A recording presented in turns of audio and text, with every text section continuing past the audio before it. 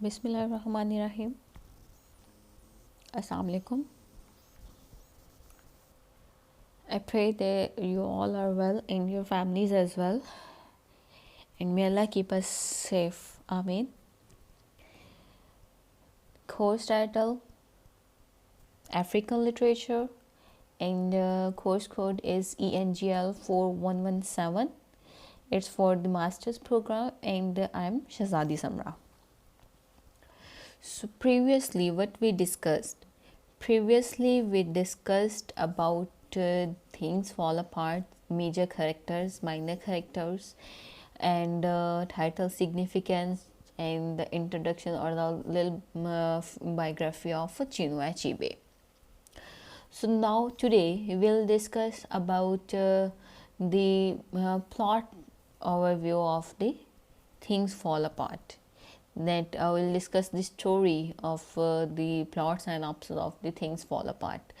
So I would suggest you all to read the text of the novel.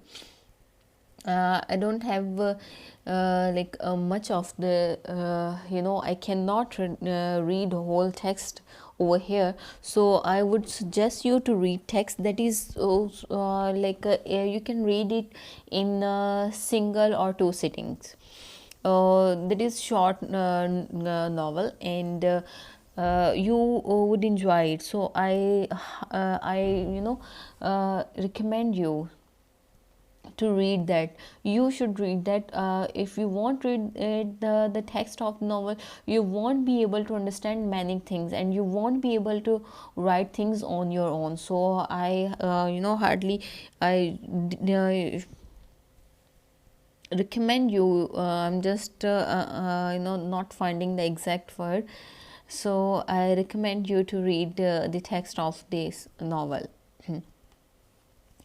The setting of the novel is the 19th mid or the late 19th century, and novel is set in Nigeria under the British rule, and the book is divided into three parts. First part sets the scene in which Okonkwo, the humble beginnings and his rise to power through hard work, and it shows the ways of the Igbo people, and each chapter it shows the life of Igbo life, and either it supports or it questions it. And second part, it deals with the Okonkwo's exile, and the incoming or invasion or intrusion of the European government. Okay, start with the first part. Novel opens up with the personality Unoka that I told you is the father of the Okonkwo. That Okonkwo is a wealthy and respected warrior of the Umofia clan, and a lower Nigerian tribe that is part of a consortium of 9 connected villages. It has almost Umofia was a tribe who has 9 villages under this single clan, single tribe. So Okonkwo belonged to that tribe. However, Achebe belonged to the Igbo tribe, Igbo culture, and Igbo was the third largest clan in the Nigeria. And Nigeria is so much big that it is the 3 times of the land of the Germany. It is so big. You can imagine the African continent if it's have 54 nations. So the British rule, they come after the commodities like the jewel, the ivory, the wool, and the diamonds. They come after these things. Came after. Sorry. So back to the story. Okonkwo is haunted by the actions of Unoka, his cowardly and spendthrift father, who died in disrepute, and leaving many village that's unsettled. In response, Okonkwo became a clansman, a warrior, farmer, and family provider extraordinaire. And his 12-year-old son named Novoy, whom he finds lazy, and Okonkwo worries that Novoy will end up a failure like Unoka. So how like and he just Congo, he beats or he defeats the wrestler named Cat in the other clan, and he just got the clanmanship, and he became famous among people, and that is when his the second wife, the Iquifi, fell in love with Congo. So, in a settlement with a neighboring tribe, Eumofia wins a virgin, and a 19-year-old boy. There was an incident that happened to be like so Okonkwo's wealth and status within the tribe grow, and he becomes one of the the greatest men in the land with three wives and a large stock of yams. Yams, it represent the the masculine crop. Yam is considered a masculine crop because and it symbolizes the man's ability to provide something to nourish his family. So it held central position, the yams. So and a large stock of yams. He treats his family with a heavy hand, and believing that the only emotion worth showing is anger. So Okonkwo is particularly worried about his eldest son. I told you earlier, the Navoy, in whom he sees the signs of Yunoka.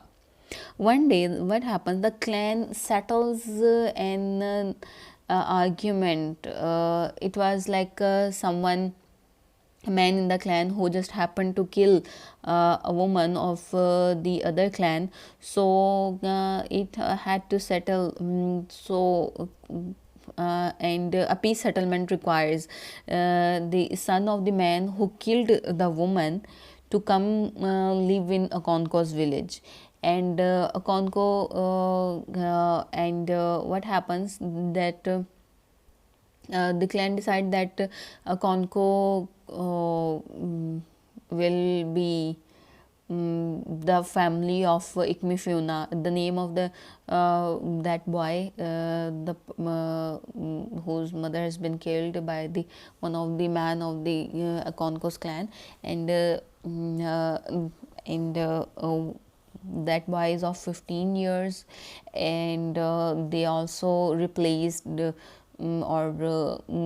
also they gave a virgin to that man in order to fulfill his loss. So Igmifuna, who lives with the Okonkwo's family for the next 3 years. While living with the Okonkwo family, Ikmifuna becomes very close to Navoy, and also that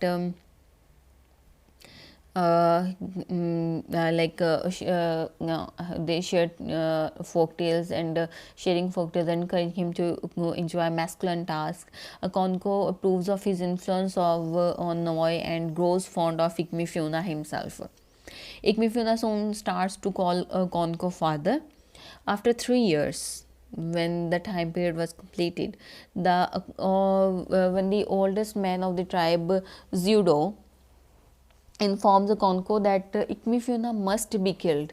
He advises Okonkwo that not to participate in the killing, since boy calls you the father. So what Okonkwo does, he just ignores that advice.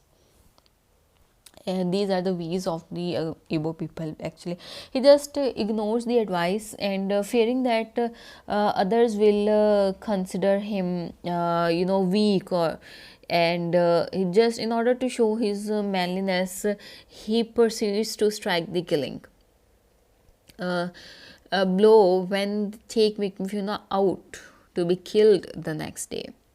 Soon as Yudo passes away, and his funeral celebration draws the entire clan. So during the burial, Okonkwo's gun explodes it was an accident, and killing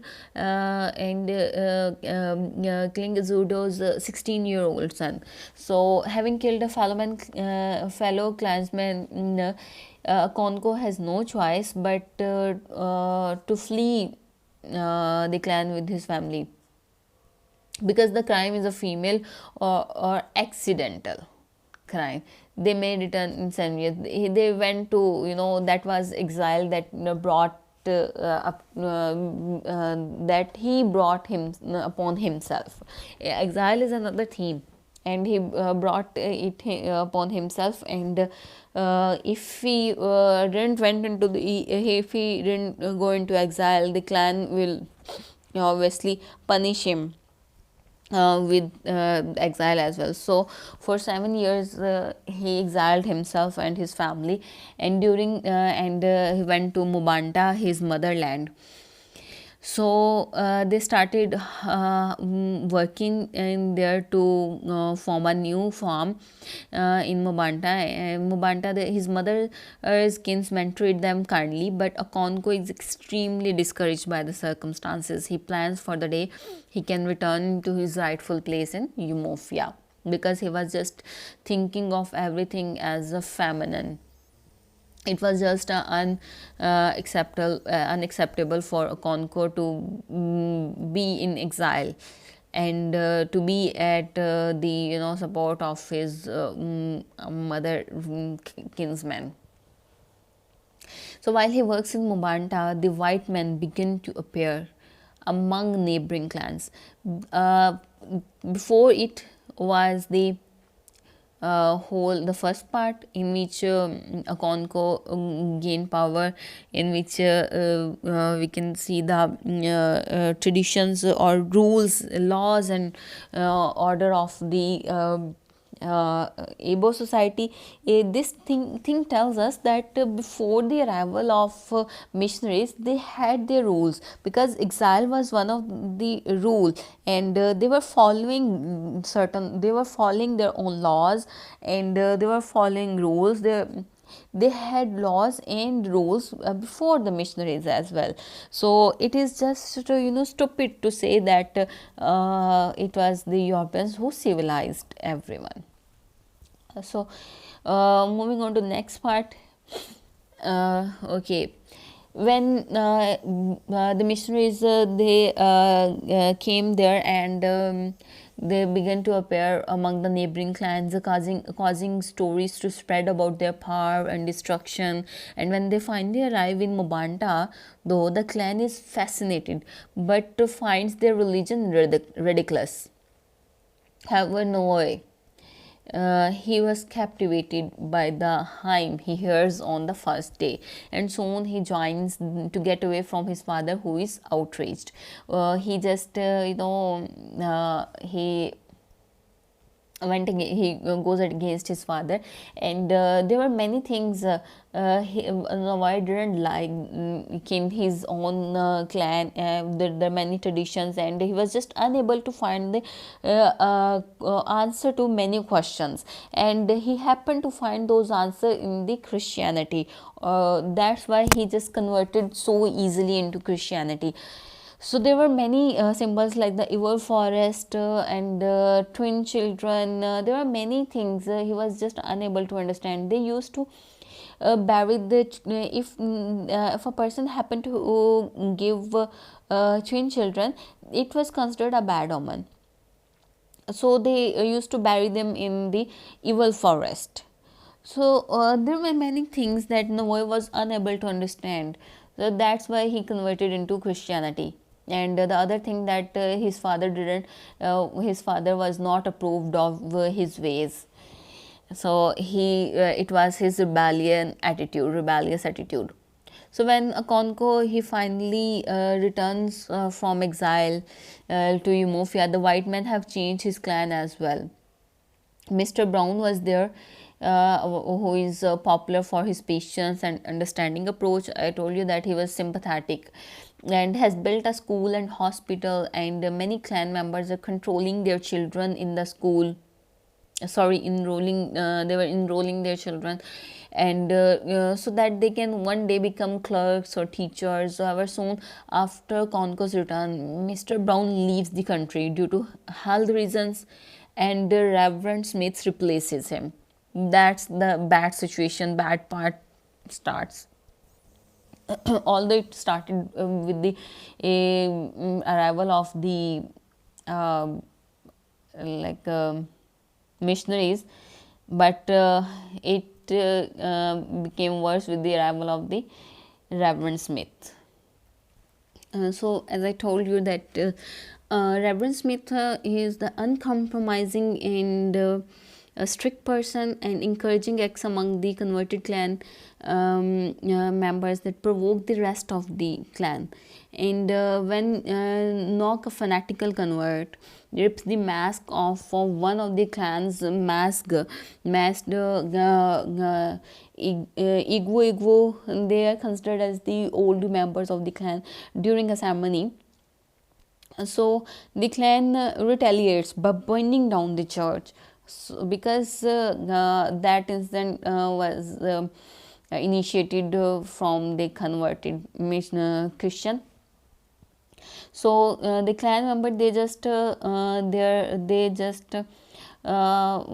they couldn't control their anger, so they burned down the church. Reverend Smith reports his transgression, and the district commissioner tricks the clan's leaders into meeting with him before handcuffing them. The clan leaders, including a Conco, suffer insults and beatings before they are released once the village pays the fine. So they capture them, and they are forced to pay the fine. So what happens next? The morning after their release, the clan leaders speak of war before they are interrupted by the arrival of the court messenger. Full of hate, Akonko confronts the leader, who says that white man commands the meeting to stop. In a flash, Akonko strikes down the messenger with his machete, and saying that none of his clan support him in his violent act. So Akonko walks away. So although they were just everyone was thinking of getting rid of the missionaries, they were planning to do so, and Akonko suggested to kill one of the messenger. So although every person encouraged the idea, but when the moment arrived, no one supported him. So Akonko, in he felt alienated, he felt alone at that time. So he knew that no one is going to support him, because they already faced the consequences of burning the church. So he just walks away, and he just commits suicide, and committing a murder. He just by killing the messenger, he committed one sin, and by hanging himself, he committed another sin. So that was just he committed suicide. That was just an act of showing his rebellious attitude towards the clan, and another way of showing in resistance. So he was just the inflexible person. He was unable to accept the change, and he didn't want to accept the change.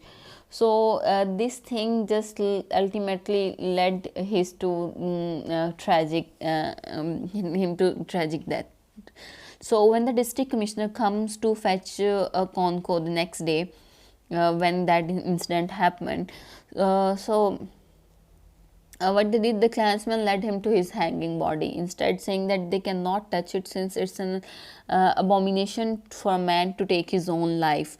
So he just let they just let his body hanging there, because they just thought he just committed sin, and it is an abomination, so no one touched his body.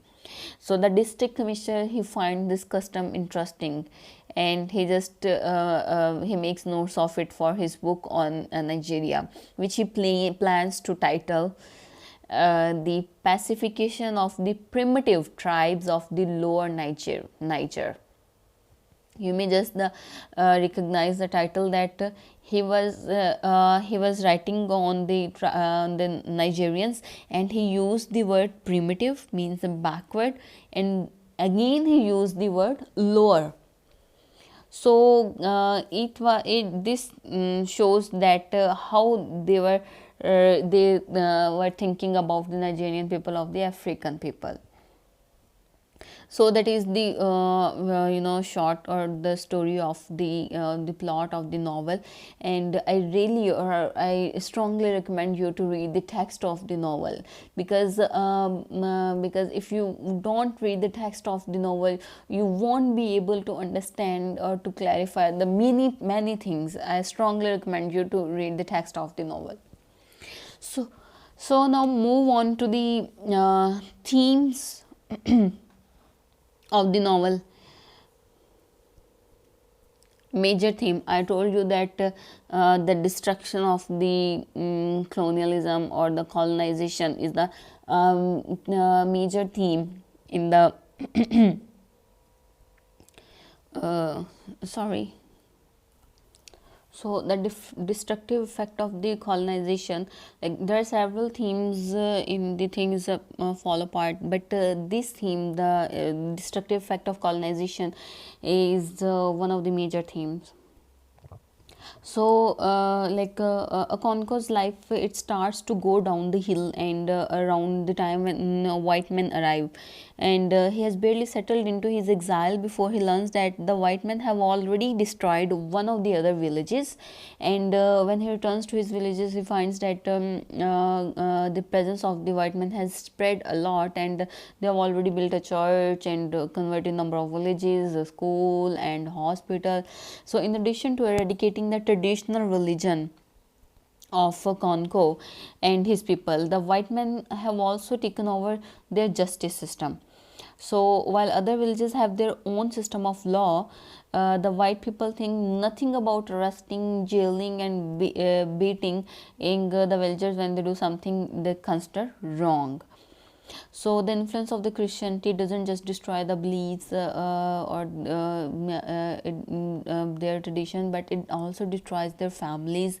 Okonkwo's son, he converts to Christianity, and and his father just disowns him, and other villages who have converted end up disturbing some of the traditional religious rituals, and when the others try to carry on with life as normal.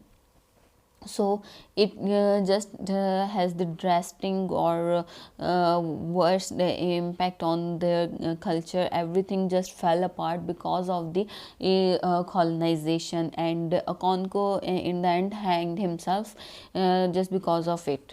So there is an the other theme, that is the struggle between in tradition and change, or cultural conflict, or tradition versus change. So tradition versus change, or struggle between change and tradition. uh, it as the story, or the a whole discussion suggest, or the character of Okonkwo also suggests that there is the like things fall apart deals with how the prospect and the reality of change affect various characters. So The tension about whether change should be privileged over tradition often involves questions of personal status. Like Akonko, he resisted the new political and religious order because he feels that they are not mainly manly, and he himself will not be, manly if he just leaves it. And if he consents to join or even tolerate them to some extent, Conco's resistance of cultural changes also is due to the his fear of losing his status in the society, and his sense of self-worth is dependent upon the traditional standards by which society judges him. So this system of evaluating the self inspires many of the clan's outcasts to embrace Christianity. That is the exact reason why the outcast embraced Christianity so quickly. So long gone, these outcasts find in Christianity the value system, a refuge from the Igbo cultural values that place them below everyone else. So in their new community, these converts enjoy a more elevated status, and the villagers in general are caught between resisting and embracing change, and they face the dilemma of trying to determine how best to adapt to the reality of the change. Many of the villagers are excited about the new opportunities and techniques that missionaries bring, but the influence, the European influence, threatens to extinguish the need for the mastery of traditional methods of farming. So these traditional methods, they are just yeah, they were changing the Europeans. They were changing their traditional methods. They were changing their whole system, their justice system as well. So it was difficult to it became difficult for the villagers to decide whether to accept the change or not, whether to stick to the tradition or not. So the Achibe shows that how dependent such traditions are upon storytelling and language, and thus how quickly the abandonment of the Igbo language for English could lead to the eradication of these traditions. And another, like Akonko and his son, they also symbolize the tradition and change, as the Akonko, he represents the traditions and he holds the conventional ideas. On the other hand, Noe, he represents the change and he holds the innovative ideas. So the next is the masculinity or varying interpretations of masculinity. Konko's relationship with his late father, shapes much of his violent and ambitious demeanor. As I told you that the memory of his father, or because of the memory of his father, he these things led him to become more masculine, and in order to be masculine, in order to show his manliness or masculinity, he just became harsh and rude. So he wants to rise above his father's legacy of spendthrift, indolent behavior, irresponsible, weak and tender. So in order to surpass these things, he did everything. So so this association is inherent in the clan's language. Then the word for a man who has not taken any of the expensive or prestige indicating title is Agbala, which also means woman. Agbala was the title used for the man in the Yumofian society who just didn't, who has not any kind of manly legacy. So Okonkwo idea of manliness is not the clan's idea. He associates masculinity with aggression and feels that anger is the only emotion that he should display. For this reason, he frequently beats his wives, even threatening to kill them from time to time. So he doesn't think about the things, he just acts irrationally, and in fact others thinks that he shouldn't behave like this, but Okonkwo was determined, and Okonkwo was adherent to masculinity, and he was just wanted to show his masculinity. So he refuses mm,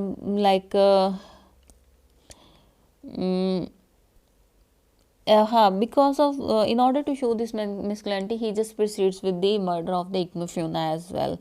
So yeah, there are different interpretations of masculinity in the work, like Navoye. For Navoye, it to become a powerful, he for Navoye the masculinity was something else.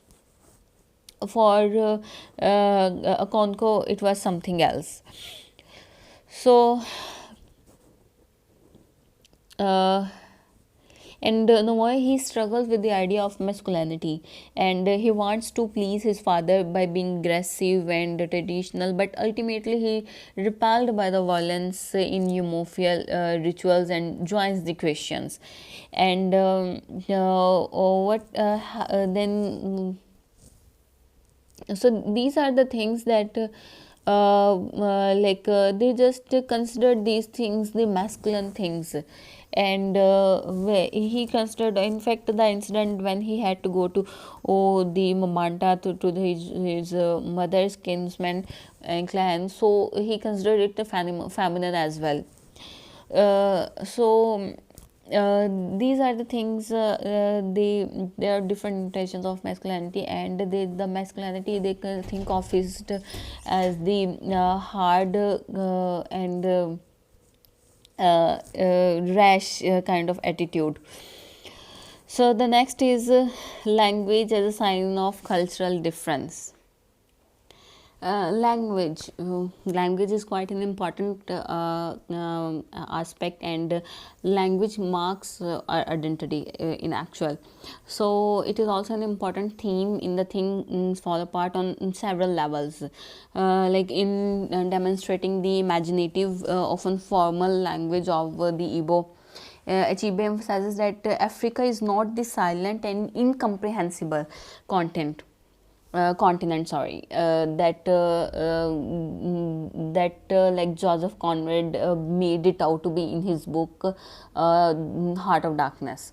So rather, by peppering the novel with Igbo words, Achebe shows that the Igbo language is too complex for direct translation into English. So similarly, Igbo culture cannot be understood within the framework of European colonialist values. So what he does, he just points out that Africa has many different languages. The villagers of Umofia, for example, make fun of Mr. Brown's translator because his language is slightly different from their own. On a macroscopic level, it is extremely significant that Achebe chose to write Things Fall Apart in English, actually, and he clearly intended it to be read by the West at least as much, if not more, than by his fellow Nigerians. His goal was to critique the and amend the portrait of Africa that was painted by so many writers of the colonial period. Doing so required the using the English language and the language of those of colonial writers. Through his inclusion of proverbs, folk tales, and songs translated from the Igbo language, he managed to capture and convey the rhythms and structures and the beauty of the Igbo language. So the language is also the sign of cultural difference. and it is also a sign of communication gap in the novel as well. Because of the different language, there was a cultural difference. They were unable to understand the Igbo culture, and the European people, they were unable to understand the European culture, just because of the difference in the language. So that is the reason Achebe used the English language to for the things fall apart. So language is also important for the communication within the clan, outside the clan, within with everyone. So without language we cannot communicate, and without the if you, let's say, if you don't know the English, you won't be able to understand my lecture. So that is the importance of the language and how it marks the cultural difference. Next is the generational divide and generational gap. uh, it spotlights two significant generational divides. First divide separates Okonkwo from his father, and unlike his son, Yunoka is not a warrior, nor has he distinguished himself as a man in any other way. Instead, Yunoka prefers to drink and play music with friends. For the hyper masculine man like Okonkwo, Inoka's lack of drive is shameful, and Okonkwo dismisses his father as a coward. So, just as Okonkwo is divided from his father, he is also divided from his eldest son Novoy. Novoy has much in common with his grandfather Yunoka, especially with regard to his lack of interest in war and his love of arts. Now was this his father's expectation that he become an accomplished warrior. He also feels drawn to his mother's stories, which Okonkwo sees as an effeminate waste of sign and total waste of time. Sorry. So eventually, Noah, he escapes his father's expectations and his wrath by running away and converting to Christianity. Although Okonkwo feels ashamed of both his father and his son, the novel suggests that Okonkwo is perhaps more of an anomaly than either Yunoka and Navoy. So the next is the pride, respect, and reputation. In the as it was quite important, and reputation, respect, and pride was very important in the African clans, and that is why Okonkwo just he kept on showing the masculinity in order to sustain his reputation, in order to sustain his prize, and which ultimately led to his downfall. Okonkwo's greatest weakness is his pride, which is constantly under threat both from within his community and from without. Okonkwo takes pride in his achievement, and this pride is justifiable since he has accomplished a lot in the young age, and not only has he proven himself among the Yumofian fairest warriors, but he has also climbed Yumofia's social ladder faster than any of his peers. So yet Okonkwo's pride also makes him quick to disdain others who don't live up to his high standards. For instance, Novoy, his apparent lack of masculine qualities leads Okonkwo to worry about his own legacy and be aggressive towards Novoy. And Okonkwo's exile in Mobanta also deals a serious blow to his pride. He when he returns to Umofia, he wants to restore his pride by defending his home against European influence, and he explained his position with an analogy. If a man comes into my hut and defecates on the floor, what do I do? Do I shut my eyes? No, I take a stick and break his head. So Okonkwo eventually resorts to violence to defend his pride, and this violence leads to his tragic downfall. So the next is the repression. Repression is also a theme. There's a repression of women, repression of emotions as well, and Konko is the example of the repression of emotions. And the reason for repressing his emotion, because he thinks that if he won't repress his emotions, he will appear weak. And over and over in the novel, it was a he was also suffering from the, because of this he was suffering from the inner conflict. And here inner conflict, the other theme of the novel, and it is interrelated with the repression. So because of all these things, it led to the inner conflict and the outer conflict as well. There was an outer conflict already, and because of his own strict rules and his adherence and strict adherence to the traditions and rules, this was just creating inner and outer conflict. And the repression of the emotions also just leading him towards his downfall. So, Konko never showed any emotion openly unless it be the anger or emotion of anger. So, to show affection was a sign of weakness for him. Konko believed that anger is the only appropriate emotion for a man to show, causes significant problem for him, his family, and ultimately his community. And when he kills Akmifuna, and it was also a tried attempt to show his masculinity. And when he disowns his own son, and when he beats his wives, these all things is the sign of showing masculinity. On the other hand, he loves his daughter, as Zinma. He loves his daughter, but he never showed any emotion of affection openly for her. Although his daughter knows that his father loves him, but he never showed it in open. That's because he didn't want to appear weak. So there's a women subjugation as well, and in this the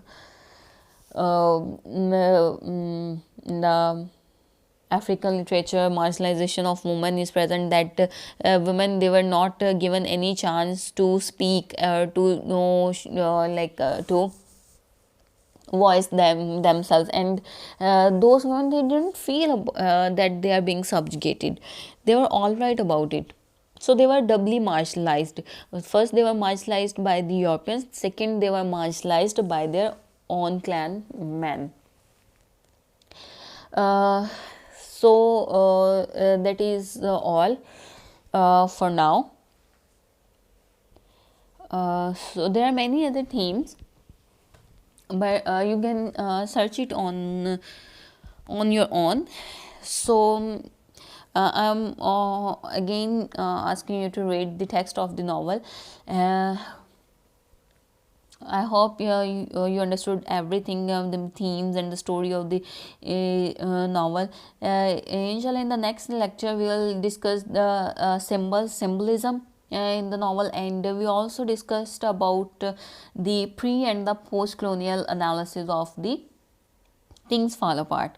For now, this is all. Thank you for your patience and stay blessed.